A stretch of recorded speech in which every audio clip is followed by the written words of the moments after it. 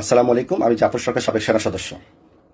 হাদির মৃত্যুতে এই বাংলাদেশে উচ্ছৃঙ্খলা এবং বিশৃঙ্খল যে ঘটনাগুলো ঘটে যাচ্ছে, এর জন্য দায়ী ডক্টর মোহাম্মদ ইউনূস, আমাদের মাননীয় প্রধান উপদেষ্টা।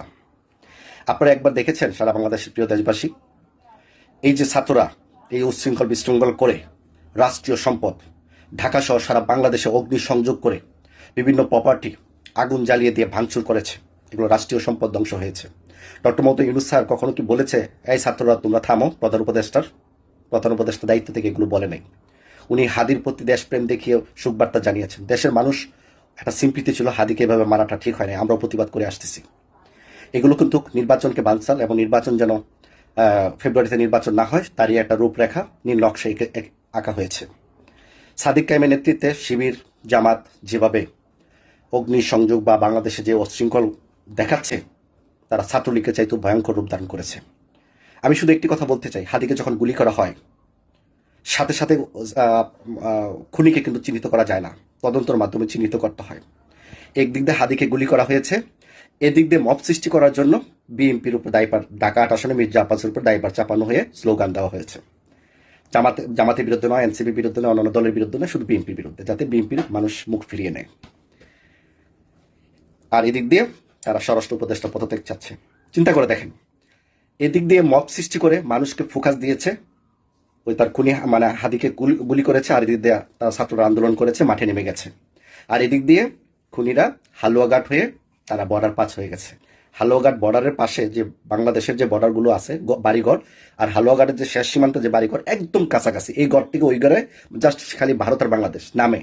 বাংলাদেশে ঘরের ভিতরে ঢুকলে ভারতের ওই সীমান্তে ঘরের মধ্যে চলে গেলে তারা ভারতীয় নাগরিক বলে, তাদের মেহমান বলেও চালিয়ে তাদেরকে পাচার করতে পারে। যখন তারা সাকসেস হয়ে গেল, ১ লাখের আন্দোলন শুরু হয়ে গেল, স্বরাষ্ট্র উপদেষ্টা পদত্যাগ চাই। আরে ভাই, স্বরাষ্ট্র উপদেষ্টাকে তো কাজ করার সুযোগ দিবেন। একটা মানুষকে ইন্ডিকেট করবে, তাকে তদন্ত করে মাধ্যমে মানে আসামিকে ধরবে, এত সহজ? তার হেলমেট পরিহিত ছিল, এবং তাকে ওই যে গুলি করেছে তাকে শেল্টার দেওয়ানোর পিছনে সামনে সিএনজি বিভিন্ন গাড়ি কিন্তু তাদেরই গাড়ি ছিল, যেন তাকে যেন কেউ ওভারটেক করে ধরতে না পারে, যেন পিছনে জাম হয়ে যায়, তাদেরই গাড়ি নিয়ন্ত্রণ করা ছিল। এটা অনেক ম্যাপ ভালোভাবেই কিন্তু প্ল্যানিং করে হাদিকে গুলি করেছে। হাদির মৃত্যুতে আমরা সারা বাংলাদেশের মানুষ সুখাহত, কিন্তু তাই বলে আমাদের রাষ্ট্রীয় সম্পদ ধ্বংস করবেন? ডেইলি স্টার প্রথম হলো, তারা কি অপরাধ করেছে? এই যেগুলো আগুন দিয়ে জ্বালিয়ে পুড়ে তাদের ইকুইপমেন্টগুলো নিয়ে গেলেন, বাংলাদেশে কত সাংবাদিকদের কাছে কত প্রমাণ থাকে, প্রুফ থাকে, সেগুলো আগুন জ্বালিয়ে পুড়ে দিলেন। হাজার হাজার মানুষকে কর্মসংস্থান থেকে দূরে চলে গেলেন। সরকারের কাজ কি মানুষের কর্মসংস্থান দেওয়া, নাকি তাদের কর্মসংস্থানগুলো কেড়ে নেওয়া? ছাত্ররা কি বাংলাদেশে এতই শক্তিশালী ছিল? প্রশাসন কিছুই করতে পারে না? প্রশাসনকে আপনারা মেরুদণ্ডহীন বানিয়ে ফেলেছেন। ডক্টর মোহাম্মদ ইউনূস স্যার, আপনাকে বলছি, 23 অক্টোবর 2023, না 23 অক্টোবর, 24 অক্টোবর 2023 বিএনপি জন এক দফা আন্দোলন করেছিল আওয়ামী লীগের বিরুদ্ধে। প্রায় 60-70 লক্ষ সারা বাংলাদেশ থেকে ঢাকা আন্দোলন করেছিল। এগুলো ছিন্ন বিচ্ছিন্ন করে ফেলেছিল বাংলাদেশের প্রশাসন। এগুলো করতে পেরেছে, হ্যাডম দেখিয়েছে। হাতে গোনা কয়েক হাজার ছাত্রছাত্রীকে দমন করতে পারতো না আমাদের বাংলাদেশ সেনাবাহিনী, পুলিশ? পারতো, কিন্তু আপনাদের কারণে পারতেছে না, কারণ তারা দেশের নাগরিক। ক্ষয়ক্ষতি হলে দেশের নাগরিকই হবে। কিন্তু কারা গোলাপাড়িতে মাছ শিকার করছে, মব সৃষ্টি করার চেষ্টা করছে?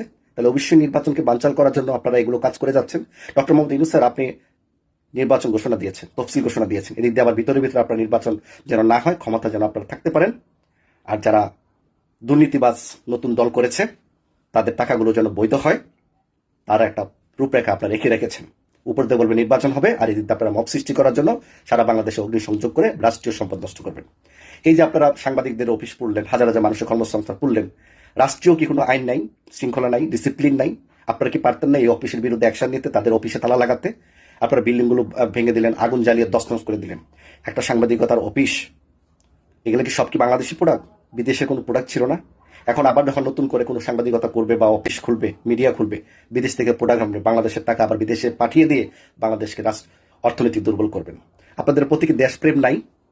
প্রিয় ছাত্র ভাইয়েরা, তোমরা যারা এগুলো কাজ করছো, সেনাবাহিনীকে ভুয়া ভুয়া বলতেছো, সেনাবাহিনী উচিত কি? তোমরা যে অপরাধ করবা, পুলিশ তোমাদের চায় চায় দেখবে আর উৎসাহ দিবে, দাও করো। বাংলাদেশকে তোমরা এতটুকু ধ্বংসের পথে নিয়ে যাচ্ছ, এক হাদির মৃত্যুর কারণে তোমরা পুরো বাংলাদেশ অচল করে দিবা। কিছু ছাত্ররা পোস্ট করে, লাইভে বলে, প্রতিবাদ করে, বক্তব্য দেয়, হাদির কিছু হলে সারা বাংলাদেশ অচল করে দেওয়া হবে। তাদের উদ্দেশ্য বলছি, বাংলাদেশটা কারো বাপদাদার নয়। হাদির চাইতে গুণগত মান বাংলাদেশে অনেক শক্তিশালী জাতীয় নেতাদেরকে হত্যা করা হয়েছে। কিন্তু তার পরিবর্তে কিন্তু বাংলাদেশকে ধ্বংস করে দেওয়া হবে, অচল করে দেওয়া হবে, এই ধরনের বক্তব্য কিন্তু কেউ দেয় নাই। তোমরা বাংলাদেশের ভালো চাও না ভাইয়েরা, ভাই বোনেরা, তোমরা কেউ বাংলাদেশের ভালো চাও না। তোমরা ক্ষমতা লোপ পেয়ে গেছো, টাকা ইনকাম করে ফেলেছো, তোমাদের কাছে টাকার অভাব নাই। এই ফাঁকাতে মানে এক ঢিলে দুপাকি মারতে গিয়ে তোমরা স্বরাষ্ট্র উপদেষ্টার মতো একজন দেশপ্রেমিক মানুষকে তোমরা পদত্যাগ চাও। কারণ স্বরাষ্ট্র উপদেষ্টাকে যদি তোমরা পদত্যাগ করাতে পারো, কারণ তোমরা, আমরা আগেও বলেছি, একদম থানার দারোগা থেকে ওসি, এসপি সব লেভেলের মানুষ তোমরা জামাত শিবির এবং এনসিপির মাধ্যমে তারা পোস্টিংগুলো তারা নিয়ে নিয়েছে, তাদের দখলে আছে প্রশাসন। স্বরাষ্ট্র উপদেষ্টার দেশপ্রেম, উনি কারো কথাই শুনেন না, উনি কারো তবদি শুনেন না, এবং পুলিশের যদি অন্যায় করলে তাদেরকে সাসপেন্ড, চাকরিচ্যুত করে এই স্বরাষ্ট্র উপদেষ্টা। এই জন্য তাকে সরাইতে হবে, এবং তাদের মন মতো একজন স্বরাষ্ট্র উপদেষ্টা বসাতে পারলেই প্রশাসন উপদেষ্টা তাদের নিয়ন্ত্রণে থাকবে। এটা কিন্তু মানুষ জানে এবং বুঝে। আপনারা কি বাংলাদেশকে সোমালিয়া বানাতে চান?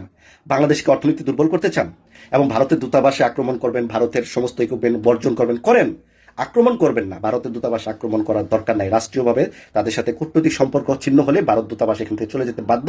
ভারত যদি আমাদের সাথে কূটনৈতিক সম্পর্ক নষ্ট করে, দিল্লি থেকে আমাদের যে কূটনৈতিক আছে, আমাদের এম্বাসি আছে, তাদেরকে বাংলাদেশে পাঠিয়ে দেবে।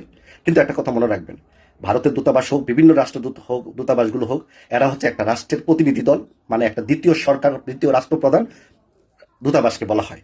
এবং যাকে বলা হয়, আমরা আগলা দিনে রাজা বাদশাদের মতো যে যুদ্ধ হতো, দূত বলা হতো। দূত মানে এক দূত আরেক রাষ্ট্রের সাথে, মানে রাজ্যের সাথে যোগাযোগ হতো দূতের মাধ্যমে। তো রাষ্ট্রদূত কিন্তু একটা দূতের মতোই, তারা একটা রাষ্ট্রের সাথে একটা রাষ্ট্র কমিউনিকেশন করার জন্যই এই দূতকে ব্যবহার করা হয়, মানে হাই কমিশনকে ব্যবহার করা, রাষ্ট্রদূতকে ব্যবহার করা হয়। আর আপনারা ভারতকে গালি দিচ্ছেন। ভারত আমাদের চিরশত্রু হতে পারে, আমাদের রাষ্ট্রীয় কূটনৈতিক হিসাবে ভারতের সাথে সম্পর্ক, আদান প্রদান, আমদানি রপ্তানি, এটা রাষ্ট্রের একটা মৌলিক অধিকার। আমি মনে করি জনগণের জন্য ভালো হয়। আমরা ভারতের সাথে সম্পর্ক, বন্ধুত্ব সম্পর্ক রাখলে আমাদের কোনো ক্ষতি নাই। যদি ভারত চায় আমাদের সাথে সম্পর্ক রাখুক, এটা আমরাও চাই, কিন্তু ভারত চাচ্ছে আওয়ামী লীগের সাথে সম্পর্ক বজায় থাকতে, এটা জনগণ চায় না। কিন্তু আমি ভারতের উদ্দেশ্যও বলবো, বাংলাদেশের সাথে সুসম্পর্ক রাখুন, বাংলাদেশের সাথে গন্ডগোলে জড়াবেন না। আর হাসনাত আবদুল্লাহ যে ধরনের ভাষা কথা বলেন, এটা আসলে একটা দেশকে অস্থিরতার দিকে নিয়ে যাচ্ছে। আপনারা বলেন ভারত সেভেন সিস্টার দখল করবেন, ভারত বলতেছে পারমাণবিক বোমা মেরে দিবেন। তো পারমাণবিক বোমা যদি বাংলাদেশে মেরে দেয়, বাংলাদেশের অস্তিত্ব থাকবে? তোমাদের এই বক্তব্যের জন্য কি আমাদের 18 কোটি মানুষ বিপদে পড়বো? যুদ্ধ সব দেশই হয়। অ্যাটম থাকলে আমাদের দেশকে আরো ইকুইপমেন্ট, সামরিক শক্তি, ফাইটার বিমান, মিসাইল, ক্ষেপণাস্ত্র, পারমাণবিক সব স্বয়ংসম্পন্ন হওয়ার পরে একটা দেশকে তোমরা হুমকি দাও। আমরা ভারতের পক্ষে নয়, আমরা আওয়ামী লীগের বিপক্ষে ছিলাম, যেন ভারত বাংলাদেশের বন্ধু হয়, কোনো দলের পক্ষে না হয়, দলের বন্ধু না হয়। কিন্তু তোমরা যেভাবে বক্তব্য দিচ্ছ, আমরা চাই ভারত বাংলাদেশ আশেপাশের রাষ্ট্রগুলো কূটনৈতিকভাবে বাংলাদেশের সাথে ব্যবসা বাণিজ্য করবে, মানুষের মৌলিক অধিকার যেন ভালোভাবে মানুষ চলতে পারে, সে বিষয়ে আমাদের নজর রাখতে হবে। তোমরা বাংলাদেশটাকে এমনভাবে নিয়ে গেছো যে হাদি ছাড়া বাংলাদেশ অচল হয়ে গেছে। হাদির মতো বাংলাদেশে আর কেউ মৃত্যুবরণ করে নাই। শুধু হাদিকে নিয়ে কি সমস্ত মন্ত্রণালয় ভাববে? এক একটা মন্ত্রণালয়ের কাজ আছে না? হাজার হাজার লক্ষ 18 কোটি মানুষের কল্যাণের জন্য, তাদের খাওয়া দাওয়া, তাদের ফেসিলিটি, তাদের দেশ উন্নয়নের জন্য বিভিন্ন মন্ত্রণালয় গঠন করা হয়েছে না? তোমরা এমনভাবে কাজ করছো, সমস্ত মন্ত্রণালয় এখন হাদির ব্যাপারে ভাবতে হচ্ছে, দেশে আগুন লাগিয়ে দিচ্ছ। তোমাদের সার্থকতা কি? তোমাদের প্ল্যানিং কি? তোমরা আগামীতে ক্ষমতা যেতে চাও? জামাত শিবির ক্ষমতা যেতে চায়? জনগণের কাছে যাও, অগ্নিসংযোগ করে, রাস্তাঘাট বন্ধ করে, মারামারি কাটাকাটি করে, এরকম বড় বড় বক্তব্য দিয়ে তোমরা কিছু আড়াল করতেছো না তো? চুরি করে গৃহস্থ থেকে সজাগ থাক। এদিক দিয়ে তোমরা মব সৃষ্টি করো, এদিক দিয়ে তারা আসামি, মানে ভারতে পালিয়ে যাওয়ার সুযোগ দাও, এদিক দিয়ে স্বরাষ্ট্র উপদেষ্টা পদত্যাগ চাও। স্বরাষ্ট্র উপদেষ্টা ছিল, আছে, থাকবে। বাংলাদেশ তা না হলে প্রশাসন আরো দুর্বল হয়ে যেত। আমরা স্বরাষ্ট্র উপদেষ্টার প্রতি কৃতজ্ঞতা জানাই। এরকম একটা দেশপ্রেমিক, সৎ, আদর্শবান ব্যক্তি আছে। উনি নিজের পরিবার, আত্মীয় স্বজনের কোনো সুপারিশ উনি নেন না। অন্য উপদেষ্টা হলে, প্রত্যেকটা উপদেষ্টা দুর্নীতি আছে, প্রত্যেকটা উপদেষ্টা বিভিন্ন দপ্তরের বিভিন্ন মানে সিন্ডিকেটের মাধ্যমে তারা বিভিন্ন লোকজনকে বসিয়েছে টাকা, শত শত কোটি টাকার বিনিময়ে। কিন্তু স্বরাষ্ট্র উপদেষ্টার কোনো দুর্নীতি নাই। তাই আজকে সকলের কাছে উনি খারাপ। উনাকে বসাতে পারলেই আরেকজন নতুন উপদেষ্টা বসবে, উনাকে তোমরা পুতুলের মতো ঘুরাতে পারবে। তোমাদের ছাত্রদের কাজকে দেশকে ধ্বংস করা। আওয়ামী লীগ যে বাংলাদেশকে এতটুকু অশান্তির মধ্যে রেখেছিল, তোমরা কি শান্তিতে রাখছে?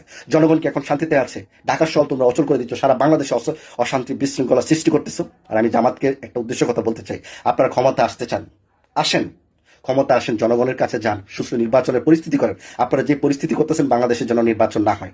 আপনারা চাচ্ছেন, যাতে একটা ইঙ্গিত দিচ্ছেন না, মানে পরিস্থিতি বোঝাচ্ছেন, বাংলাদেশের নির্বাচনের পরিস্থিতি হবে না, জাতীয় সরকার গঠন করে দায়মুক্ত হতে হবে। তাতে এনসিপি, জামাত শিবির, বিএনপি যত লোক আছে যাদের জনপ্রিয়তা নাই, জনগণ যাদেরকে না চাইলেও তারা সংসদে যেতে পারবে। আপনারা এই প্ল্যানগুলো আপনারা আগাচ্ছেন যেন বাংলাদেশে জাতীয় নির্বাচন না হয়। এই জাতীয় নির্বাচনের জন্য কিন্তু শেখ হাসিনার বিরুদ্ধে সারা বাংলাদেশের 18 কোটি মানুষ নেমেছিল। শুধু শেখ হাসিনার পতনের জন্য নয়, এই নির্বাচনের জন্য, যাতে জবাব দিতে একটি সরকার বাংলাদেশে প্রতিষ্ঠিত হয়। আমি জামাতের উদ্দেশ্যে একটি কথা বলবো, বিএনপি চাঁদাবাজ, এই বলেন সেই বলেন, 3বারের চ্যাম্পিয়ন, ভালো করে দেখেন আসলে বিএনপি চাঁদাবাজি করেছে নাকি চাঁদাবাজগুলো আপনারা ভাইরাল করতেছেন? জামাত যে দুর্নীতি করতেছে, বলৎকার করতেছে, চাঁদাবাজি করতেছে, খুন করতেছে, এগুলোকে আপনারা ভাইরাল করেন না? ফেসবুক থেকে ডিলিট হয়ে যায় অটোমেটিক। আর বিএনপির গুলো আপনারা ভাইরাল করেন। যে বিএনপি চাঁদাবাজি করে, এই পর্যন্ত 26 থেকে 27,000 লোক বিএনপি বহিষ্কার করেছে। আর সেই বহিষ্কার নেতাদেরকে, মানে এই ময়লা আবর্জনা নেতাদেরকে ঠিকই জামাতে আপনারা যোগদান করাচ্ছেন। আপনারা কত বড় পবিত্র বান্দা, আপনারা জান্নাতি দল, জান্নাতি পুরুষ সব, আপনারা জান্নাতে টিকিট দিতে পারেন। আল্লাহ তো নাই দুনিয়াতে, এটাই আপনারা জনগণকে বোঝাচ্ছেন। বিএনপি বহিষ্কার করে মানে খারাপ ব্যক্তিদেরকে, সেই খারাপ ব্যক্তিদেরকে আপনারা জামাতে অন্তর্ভুক্ত করেন। কি সুন্দর আপনাদের রাজনীতি। ডক্টর ইউনূস স্যারকে বলবো, স্যার আপনি একটা বারের জন্য ছাত্রদেরকে বলেন নাই যে তোমরা থামো, বিষয়টা দেখছি আমরা, আন্তর্জাতিক মহলে চাপ দিয়ে ভারতের সাথে বসে মিটিং করে যারা খুন করেছে, ভারতে পালিয়েছে, তাদেরকে আমরা ভারত থেকে আনার জন্য, শেখ হাসিনাকে না পারুক অন্তত এই খুনিদেরকে আনার জন্য চেষ্টা করবে, কারণ তারা সাধারণ নাগরিক ছিল, তাদেরকে আনতে পারতো। তোমরা তা না করে হাদির উদ্দেশ্য করে সারা বাংলাদেশের মত সৃষ্টি করে বাংলাদেশের রাষ্ট্রীয় সম্পদ তোমরা ধ্বংস করে দিচ্ছ।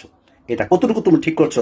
যারা আমার ভিডিওটাকে দেখছেন তারা অবশ্যই লাইভ মানে কমেন্ট করবেন, শেয়ার করবেন, এবং আমার কথাগুলো কি যুক্তি আছে কিনা দেখবেন, এবং যারা ভিডিওটা দেখবেন অবশ্যই ফলো দিয়ে রাখবেন পেজটা।